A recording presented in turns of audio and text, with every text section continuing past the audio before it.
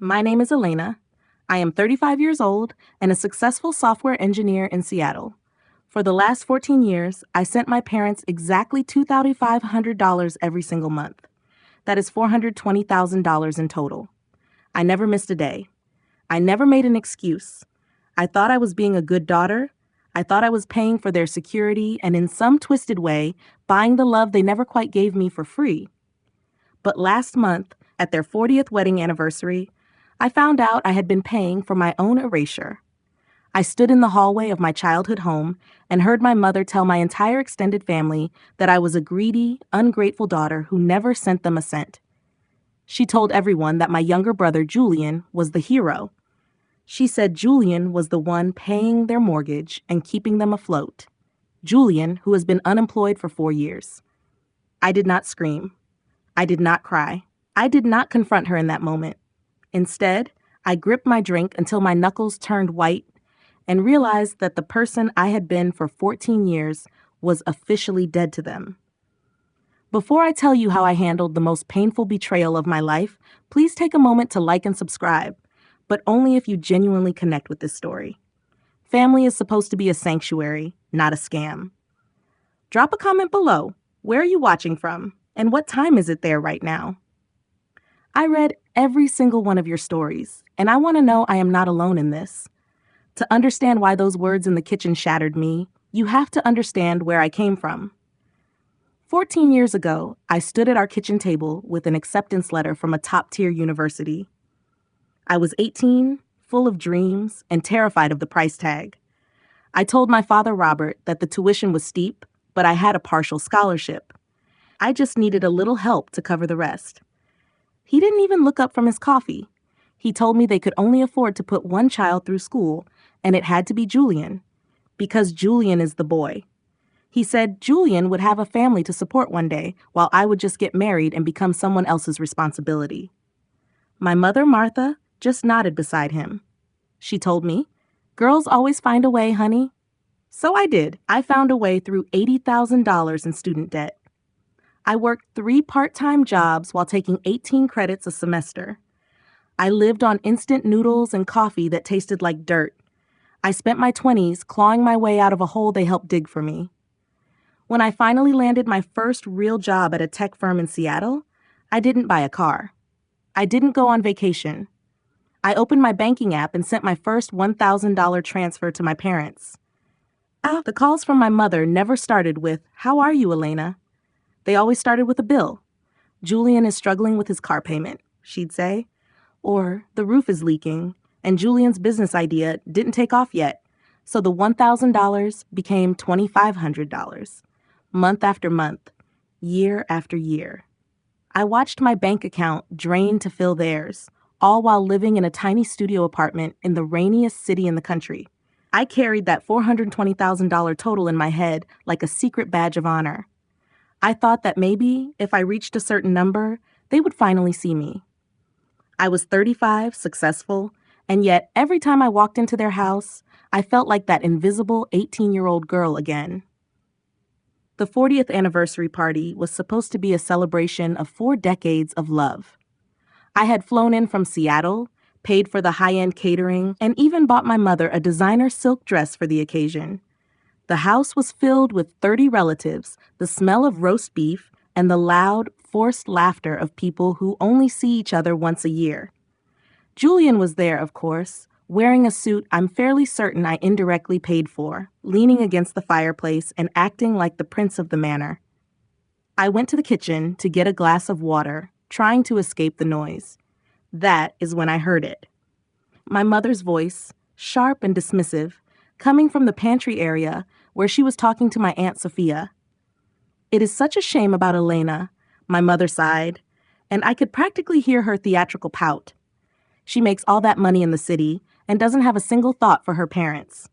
She has never sent us a dime, Sophia. Not even for her father's heart medication last year." My heart stopped.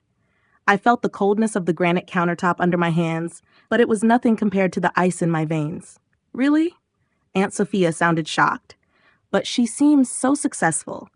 I thought surely she was helping out. "All show," my mother whispered, her voice dripping with contempt. She is selfish, always has been. She'd rather spend it on fancy Seattle lattes than help the people who raised her for 18 years. We fed her, we clothed her, and this is the thanks we get. If it weren't for Julian, Robert and I would be out on the street. That boy is a saint. He sends us money every month without fail, even when his own ventures are slow. He is the only one who knows what family means. I stood there, frozen. 14 years of automatic transfers screamed in my head. 168 months of me sacrificing my own savings, my own house down payment, and my own peace of mind, only for my mother to take my hard-earned money and hand the credit to my brother like a participation trophy. Julian hadn't worked a real job since the Obama administration. He spent his days investing in failed crypto schemes and his nights at the local bar. My parents weren't just taking my money, they were laundering my reputation to build a fake legacy for their favorite son. They were using my life's work to paint me as the villain in my own family story. I looked at the glass of water in my hand. I wanted to shatter it. I wanted to walk into that living room, stand on a chair, and scream the truth until my lungs burned. I wanted to show every person in that room my banking app and watch the color drain from my mother's face. But then I remembered something my mentor in Seattle always told me. When you are dealing with liars, don't use words. Use data. I didn't walk into the living room.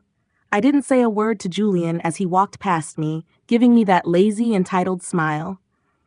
I walked out the back door into the cold night air, pulled out my phone, and called the one person who had the power to turn my mother's lies into dust.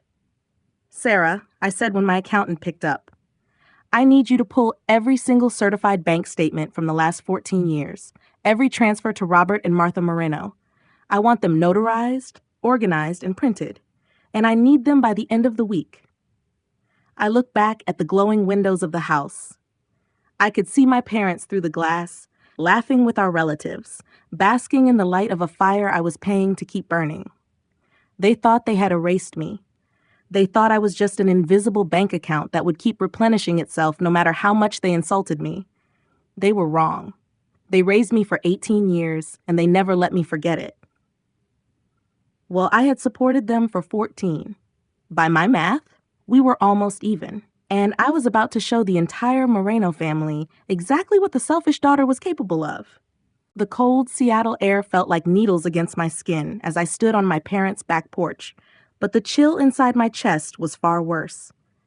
I stared into the darkness of the yard, my phone still warm in my hand after calling Sarah, my accountant. For 14 years, I had been a ghost in my own family.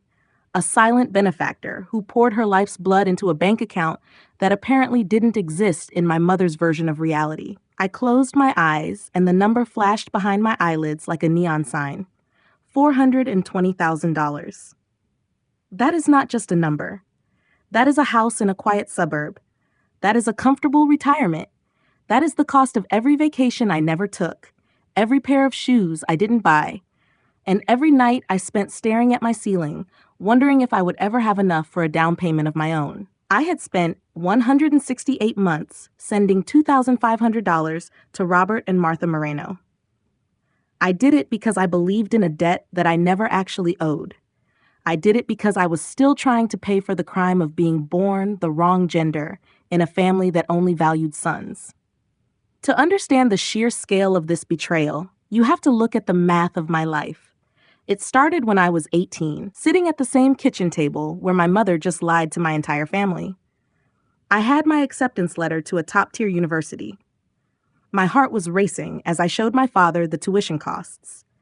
I told him I had worked all summer and saved every penny, but I still needed $80,000 to cover the 4-year gap. My father didn't even put down his newspaper. He just looked at me with a flat, cold expression and said, "Elena, we only have enough to put one child through school, and Julian needs it more. He is the boy. He will be the one to carry the Moreno name and support a family one day.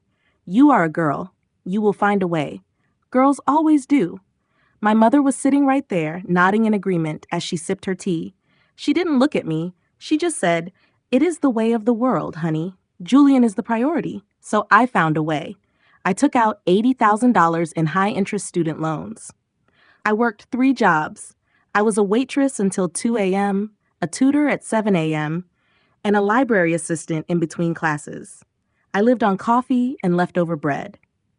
While Julian was at a private college on a full ride provided by my parents, driving a car they bought him, I was walking miles in the rain because I couldn't afford a bus pass. I clawed my way out of that hole. I moved to Seattle and landed a job that paid more money than both of my parents made combined. And the moment I got that first paycheck, the phone rang. It wasn't a call to say they were proud of me. It was my mother, her voice trembling with a practiced desperation. She told me the mortgage was behind. She told me the car needed repairs. She told me Julian was struggling to find his footing and they needed to help him. She didn't ask, she expected. And because I was still that 18-year-old girl desperate for a seat at the table, I sent $1,000, then $1,500. Eventually, it became a flat $2,500 every single month. I thought I was buying my way back into the family. I thought if I paid for their comfort, they would finally see me as equal to Julian. But the favoritism didn't stop with the money. It was woven into every memory I had. I remembered being 10 years old and asking for $12 for a school project on the solar system. My father told me to go to the library and stop being wasteful. That same afternoon, he came home with a brand new $200 dirt bike for Julian. No occasion, no reason, just because Julian wanted it. When I won a national coding competition in high school, a moment that literally paved the way for my entire career, the auditorium was filled with parents cheering for their kids. My parents' seats were empty. When I called them, my mother said, "Oh, Elena, you know Julian had a practice game today. We couldn't miss it. You are so smart. You don't need us there like he does." I realized now, standing in the cold, that they had taken my $420,000 and used it to fund Julian's entire existence while telling everyone he was the one taking care of them. They weren't just taking my money. They were laundering my success to make their favorite son look like a hero. Every month I sent that transfer, I was inadvertently paying for my own reputation to be dragged through the mud. Every time I helped them with a medical bill, they told the relatives it was a gift from Julian. Every time I paid for a new roof, they told the neighbors Julian had handled it. I walked back toward the kitchen window and peered in. I saw Julian laughing, holding a glass of expensive whiskey. He looked so comfortable, so entitled to the life I had built for him. My parents were beside him, beaming with pride, basking in the warmth of a house I was currently paying for.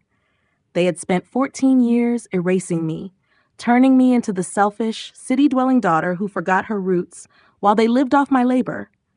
But the data was coming. Sarah had promised me the full documentation by the end of the week, 35 pages of certified, notarized truth. I wasn't just going to stop the money. I was going to dismantle the lie they had built. I thought about the irony of my father's words from all those years ago. He said he wouldn't invest in my education because I was just a girl. Well, that girl had grown up to be a woman who understood exactly how to track a paper trail. I looked at my reflection in the dark glass of the window. I didn't see a victim anymore. I saw a woman who had paid a $420,000 entrance fee to a family that didn't want her, and I was finally ready to ask for a refund.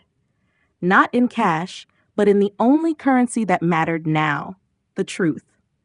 I had been the invisible daughter for 35 years, but by the time I was finished with these bank statements, I was going to be the only thing they could see.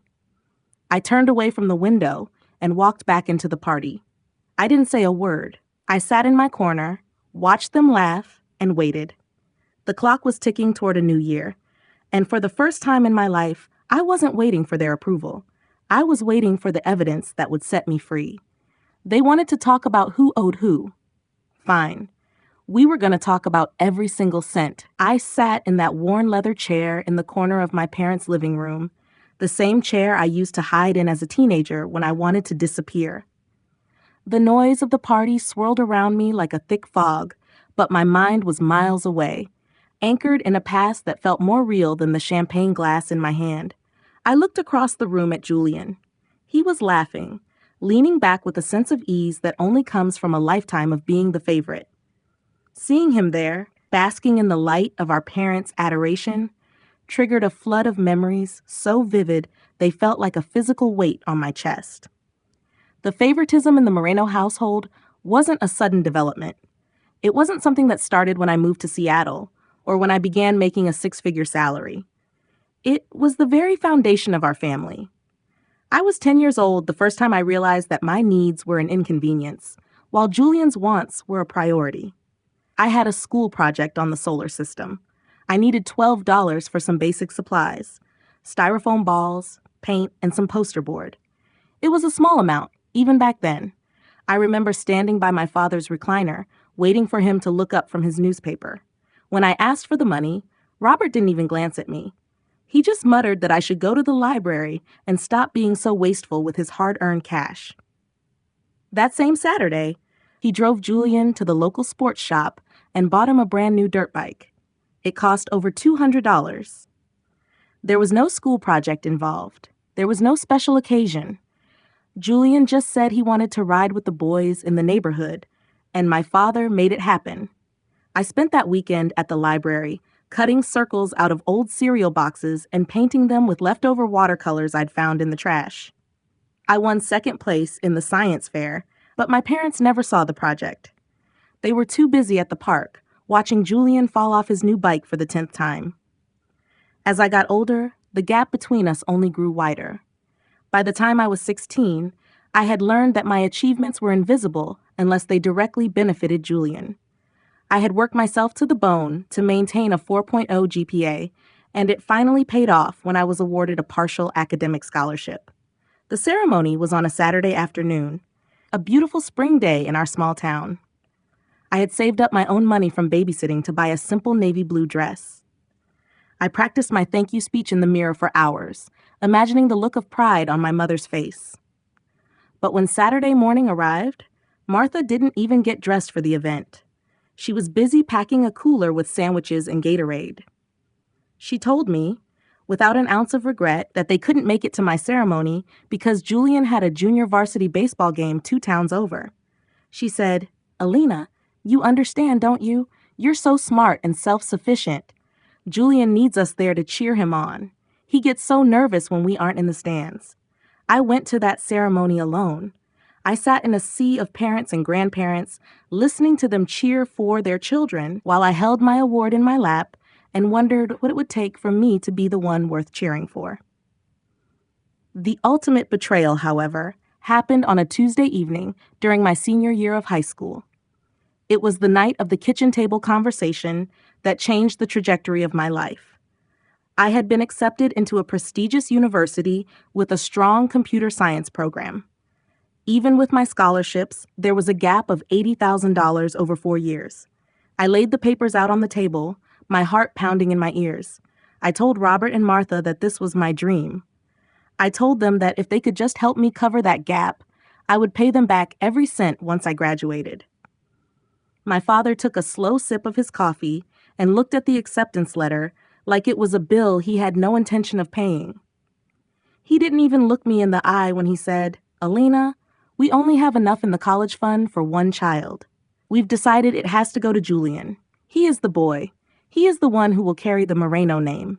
He needs the best start possible so he can support a wife and family one day. You're a girl. You'll just get married, and your husband will take care of you. It would be a waste of our savings to put it into a degree you might never even use." I looked at my mother, desperate for an ally. She just patted my hand and gave me a pitying smile. "You'll find a way, honey," she said. Girls always find a way. That was the moment I realized that in their eyes, I wasn't an investment. I was a liability. So I did what she said. I found a way. I took out $80,000 in high-interest student loans, a debt that felt like a storm cloud following me every second of every day for a decade. While Julian went off to a private university on a full ride provided by my parents, spending his weekends at fraternity parties and driving a car they paid the insurance on, I was living a very different life. I worked 3 jobs while carrying a full course load. I was a waitress at a 24-hour diner, pulling the graveyard shift until 4 a.m., and then heading straight to my 8 a.m. calculus lecture. I spent my afternoons tutoring underclassmen and my Sunday nights working the desk at a local gas station. I was chronically exhausted, my eyes always bloodshot from a lack of sleep and too much caffeine. I didn't have a social life. I didn't have a car. I walked 3 miles each way to my diner job in the freezing rain because I couldn't justify the cost of a bus pass when my loan interest was compounding daily. During those 4 years, I barely saw my parents. When I did manage to call home, they would talk for 45 minutes about Julian's new friends or his latest sports trophy. They never asked about my grades or my 3 jobs. In fact, they started calling me selfish because I couldn't afford the flight home for every minor holiday. They told the relatives that I had become cold and obsessed with money, ignoring the fact that I was literally starving myself to pay for the education they had refused to provide. The irony of it all was that while I was building my life out of grit and exhaustion, Julian was failing. He didn't have to work for anything, so he valued nothing. He changed his major 6 times, dropped out twice, and eventually drifted into a life of permanent unemployment and failed business schemes. But in my parents' eyes, he was still the golden boy, the one who just needed a little more help to find his way. I looked at the champagne in my hand and then at the leather briefcase at my feet. The 47 pages inside were more than just bank statements. They were the evidence of every night I worked until my feet bled. They were the physical manifestation of the $80,000 in debt I had to pay off alone, while my parents gave my brother a free ride. I had spent 14 years trying to buy the approval I was denied at that kitchen table. I had sent $420,000 to people who looked me in the face and told me I was a waste of an investment. The heat in the living room was becoming unbearable. The smell of the anniversary cake was cloying and sweet, a sharp contrast to the bitterness rising in my throat. My parents were still laughing with the relatives, still telling the story of how Julian was their savior. They had spent 35 years ignoring my presence and 14 years exploiting my success. They thought the invisible daughter would stay invisible forever. They thought the bank account would never close. I checked the time. It was almost 9:30.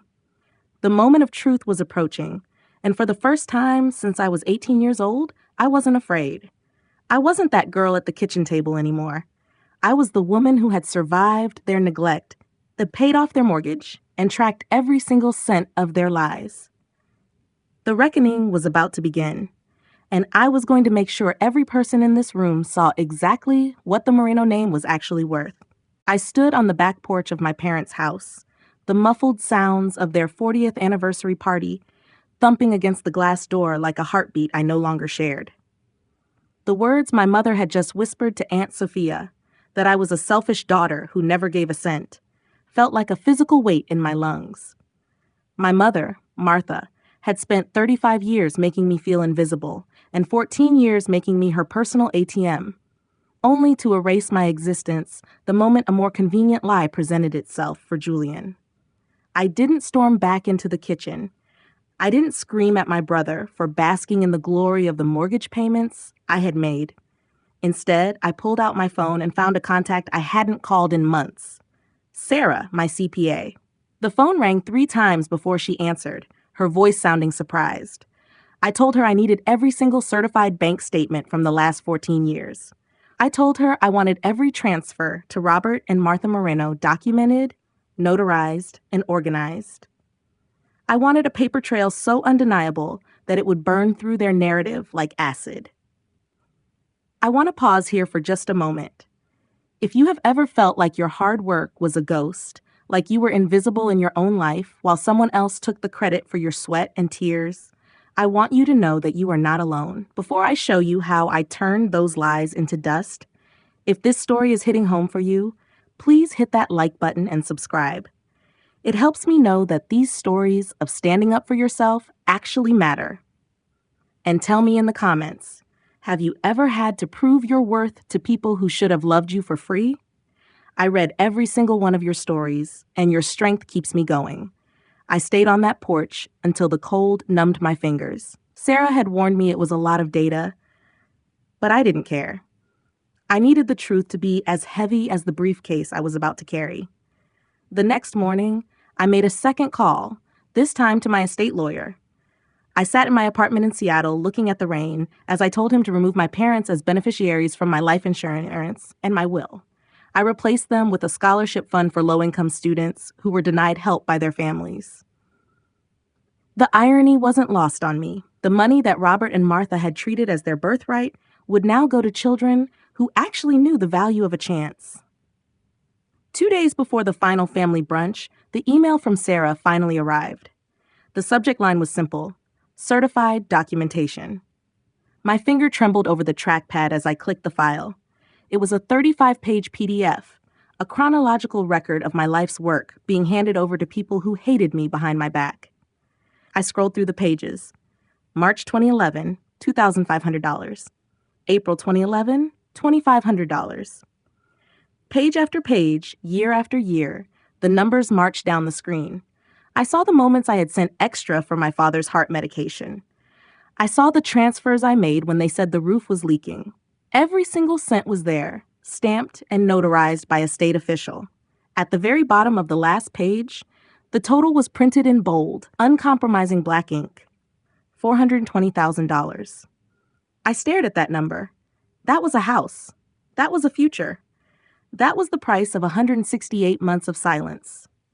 I realized then that I hadn't just been sending them money, I had been funding my own exclusion.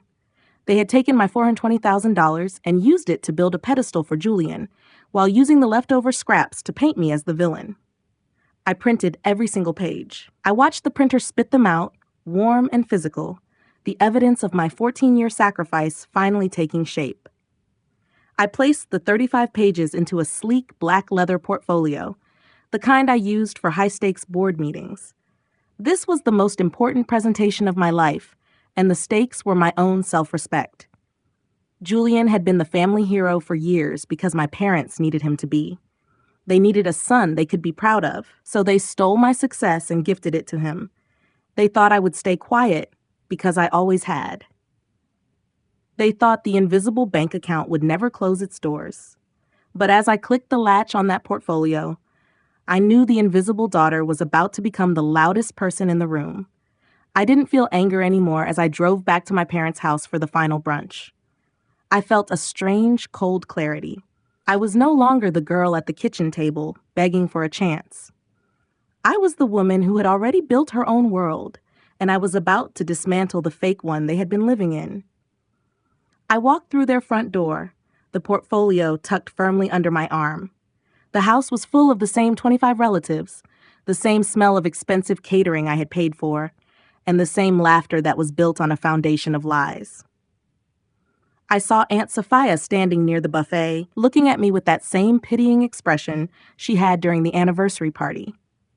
I saw Julian leaning against the counter, holding a coffee mug and acting like he owned the walls around him. My father, Robert, stood up to make another speech about family loyalty. I didn't wait for him to finish. I walked straight to the center of the room and placed the leather portfolio on the coffee table. The sound of the briefcase hitting the wood was like a gavel in a courtroom. The room went silent, and for the first time in 35 years, everyone was looking at me. I wasn't just Alina, the selfish daughter from the city. I was the person holding the receipt for their entire lives. The Sunday morning brunch was supposed to be the final act of my parents' victory tour. The house was filled with the smell of expensive coffee and the light, golden warmth of a Seattle morning. But inside, the air was thick with the suffocating weight of a decade and a half of lies. 25 of our closest relatives were packed into the dining room, their voices a low hum of gossip and polite laughter. I sat at the far end of the long mahogany table, my hands resting on the cool black leather of the portfolio I had brought. I didn't eat. I didn't drink. I just watched them. I watched Julian, who was currently laughing at a joke made by Uncle Arthur. He looked so comfortable in his role as the family hero. He was wearing a new watch, something sleek and silver, and I wondered if the money I sent last month had paid for that too. My father, Robert, stood at the head of the table, tapping his glass with a spoon. The room fell silent, the kind of respectful silence usually reserved for a king or a martyr. Robert cleared his throat, his chest puffing out with that familiar false modesty. He said, I want to thank everyone for coming to celebrate our anniversary weekend. It has been a long 40 years, and as many of you know, it hasn't always been easy. There were times when the medical bills and the mortgage felt like they were going to drown us. But we were blessed. We were blessed with a son who understood the meaning of the Moreno name. He looked directly at Julian, his eyes brimming with a fake, watery pride. Julian has been our rock. Every single month, without fail, he has made sure we didn't lose this house. He is the reason we can sleep at night, and I want everyone to raise a glass to the man who truly takes care of his family. 25 glasses rose in unison. A chorus of hear, hear, and bad. What a good son rippled through the room. Aunt Sophia, sitting next to me, patted my hand with a look of profound pity. "It is a shame you couldn't be more like him, Elena," she whispered loud enough for the table to hear. "But I suppose your city life keeps you too busy for these things." That was the spark. I stood up slowly, the chair scraping against the hardwood floor with a sharp, jarring screech that cut through the toast like a knife. I didn't look at Aunt Sophia. I looked directly at my father. "I think there has been a massive misunderstanding," I said, my voice as steady as the data sitting in my briefcase. Everyone stopped mid-sip. My mother, Martha, went pale, her hand frozen as she reached for the teapot. Julian's smile didn't just fade, it vanished, replaced by a look of sheer deer-in-the-headlights terror. "Elena, now is not the time for your drama," my father snapped, his face beginning to flush a deep, angry red. "This is a private family moment." I didn't answer him. Instead, I reached down, unzipped the portfolio, and pulled out 25 copies of the 35-page document Sarah had prepared. I started passing them down both sides of the table like they were menus. I told the room, "You all just toasted to Julian for being the pillar of this family.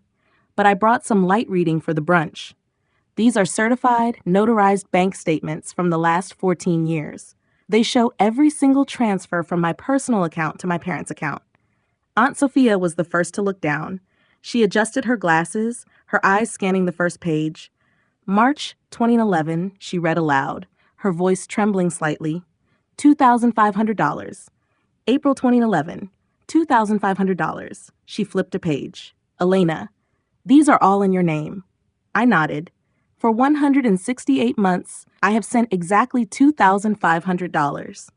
If you flip to the very last page, you will see the total, certified by a CPA and a state notary, $420,000. The room erupted. It wasn't a loud noise, but a frantic, chaotic rustling of paper as my aunts and uncles scrambled to find the final page. I watched the realization hit them like a physical blow. Uncle Arthur gasped. $420,000? He whispered. "Harold, Martha, is this real?" My father tried to grab the papers from Aunt Sophia's hand, his voice cracking with desperation. "This is Dr. Red. She's always been jealous of Julian. Anyone can print numbers on a page. They are notarized, Dad," I said, my voice rising just enough to command the room. "They have the state seal. If you want to call me a liar, we can call the bank right now on speakerphone and they can verify the transaction IDs listed on every single page." My mother sank into her chair, her face a mask of white marble. She didn't even try to look at me. She just stared at her plate as the relatives began to do the math in their heads. Aunt Sophia looked at Julian, her expression shifting from pity to a cold, hard disgust. "Julian, where are your statements? If you've been the one paying the mortgage, surely you have the records to prove it?" Julian opened his mouth, but no sound came out. He looked at Robert, then at Martha, searching for a lifeline that wasn't there. "I don't keep records like that," he stammered. It was more of a cash thing. $420,000 in cash? Uncle Arthur barked, standing up. "You haven't had a job in 4 years, Julian. Where would you get $24,000 a year to give them?" The web was tearing. I stood there, watching the house of cards collapse. I looked at my parents and said, "You didn't just take my money. You took my reputation. You sat at this table every year for 14 years and told everyone I was the selfish daughter who forgot where she came from. You took my $420,000 and you used it to buy Julian's loyalty and to paint me as a villain in front of my own blood. You laundered my hard work to build a fake legacy for a son who never earned a dime of it." The silence that followed was the heaviest I have ever experienced. It wasn't just a lack of noise. It was the sound of 25 people realizing they had been complicit in a decade of gaslighting. Aunt Sophia looked at me, her eyes glistening with tears of shame. "Elena," she said softly, "we believed them. We thought you... Oh, honey, we are so sorry. I didn't want their apologies. I wanted them to see. I wanted the truth to be so bright that my parents could never hide in the shadows of their lies again." I looked at my father, whose champagne glass was now shaking so violently that the liquid was spilling over the rim. "You told me 14 years ago that I wasn't worth the investment because I was just a girl," I reminded him. "Well, that girl has been the only thing keeping this roof over your head. And as of this morning, that girl is officially closed for business. The brunch was over. The truth was out. And for the first time in my life, I wasn't the invisible one. I was the only person in the room who truly knew the value of every single cent. The silence in that dining room was so thick you could have carved it with the very knife my mother used to cut the anniversary cake. For 35 years, I had been the invisible daughter, the supporting character in Julian's life story, and the secret bank account for my parents' comfort. But as the 25 relatives at the table stared at those 35 pages of certified bank statements, the air in the room turned to lead. I stood at the end of the table, my hands resting on the leather portfolio, feeling a strange, cold clarity. I wasn't shaking. I wasn't crying. I was simply finished. I looked at my father, Robert. His face was no longer red with the bluster of his earlier speech. It was gray, a dull, ashen color that settled into the wrinkles around his mouth as he realized his golden goose had just flown away. Beside him, Martha sat paralyzed, her hand still hovering over a teapot that had gone cold long ago. I didn't wait for them to find their voices. I didn't give them the chance to craft another lie to cover the one that had just been incinerated by the truth. "Starting tomorrow," I said, my voice echoing in the dead quiet of the room, "the automatic transfer of $2,500 is canceled. I have already contacted my bank. The account you have been treating like a bottomless well is officially closed to you." My mother let out a small, sharp cry, a sound that was more about her lost lifestyle than any lost connection with me. "Elena, you can't do this," she whispered, her voice finally breaking. "We are your parents. We are on a fixed income. How are we supposed to live?" I didn't blink. I gestured to the scattered papers on the mahogany table. "You have lived on $420,000 of my hard work over the last 14 years, I replied. "You took that money and told everyone it came from Julian. You used my sweat and my sleepless nights in Seattle to buy my brother's reputation while you dragged mine through the mud. If you need money to live, I suggest you ask the hero of your story." I turned my gaze to Julian, who was still staring at his shoes, as if they held the answers to his 4 years of unemployment. My father stood up then, his chair screeching against the floor. He tried to reclaim his authority, leaning over the table with his jaw clenched. "We raised you for 18 years, Alina," he shouted, his voice cracking with a desperate kind of fury. "We fed you, we clothed you, we gave you a roof when you had nothing. Does that count for nothing? Are you really so heartless that you would leave your own flesh and blood in the cold after everything we did for you?" I met his eyes with a level of steel I didn't know I possessed until that moment. "I supported you for 14 years, I said, counting each year with a slow nod. "I paid off your mortgage. I paid for the roof that covers your head right now. I paid for your heart medication while you told the relatives that Julian was the one caring for you.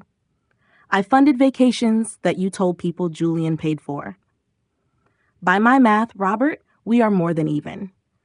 In fact, if we want to get technical, you still owe me about $100,000 in emotional damages for the 14 years of gaslighting, but I am willing to let that slide just to be rid of the debt of your expectations." The room gasped.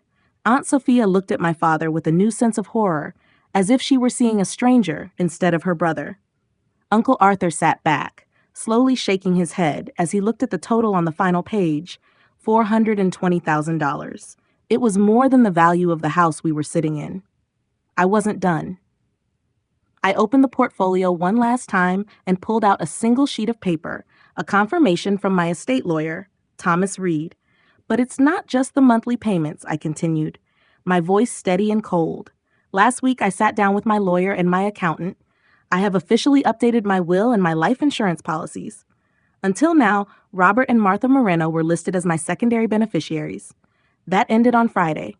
You have been removed from everything. My mother's face crumpled. Real tears began to track through her foundation, but I knew they weren't tears of remorse. They were the tears of a woman who had just realized her safety net had been shredded. Alina, please, she sobbed. We are family. Blood is blood. Blood is a biological fact, Mom, I retorted. But family is built on truth and respect. You chose to trade my love for Julian's ego. You chose to erase my sacrifices so you could maintain a fantasy. So, I have chosen to redirect my legacy.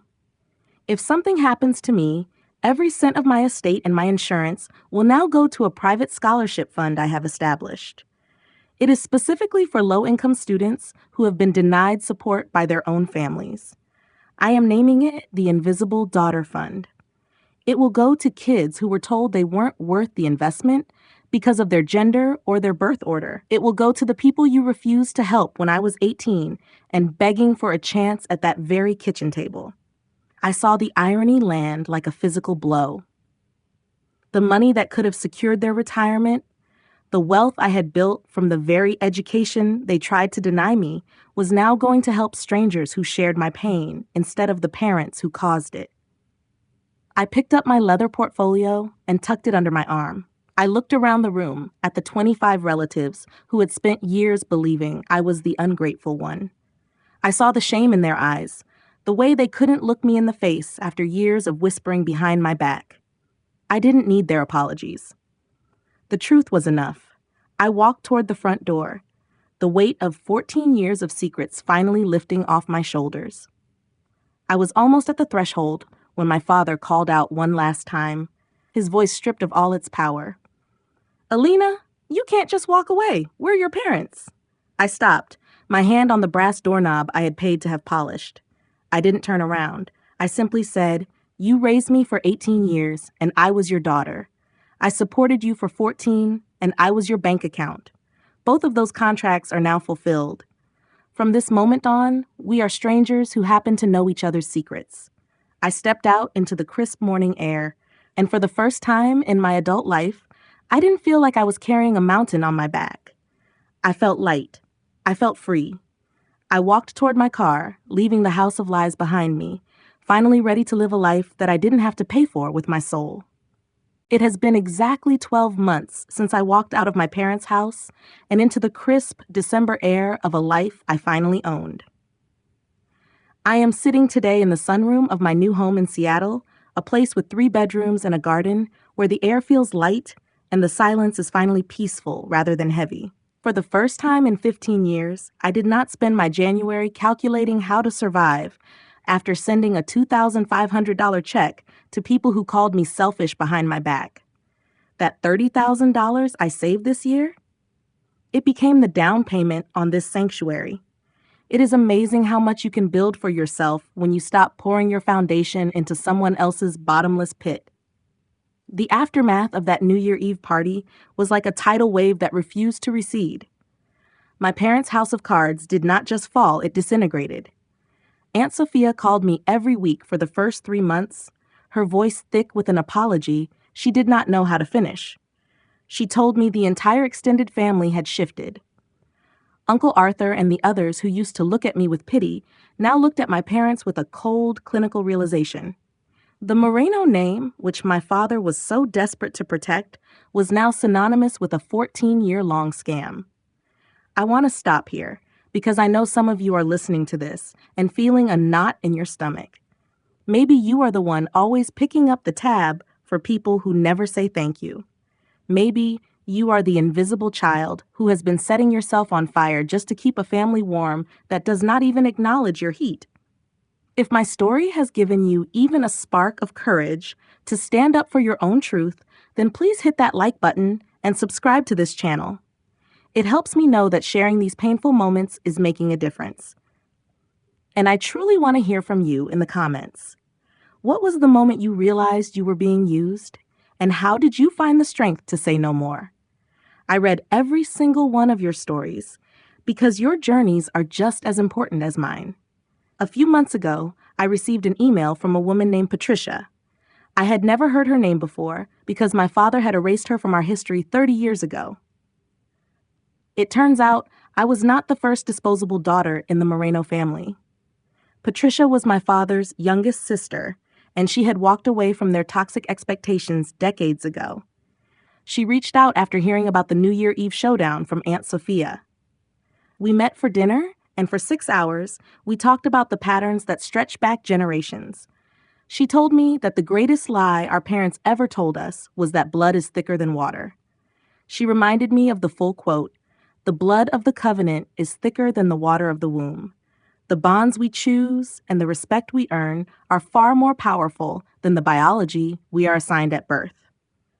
My parents never truly apologized. My mother, Martha, sent an email in March full of excuses. She said they made mistakes, but that I had to understand they only did it for the family.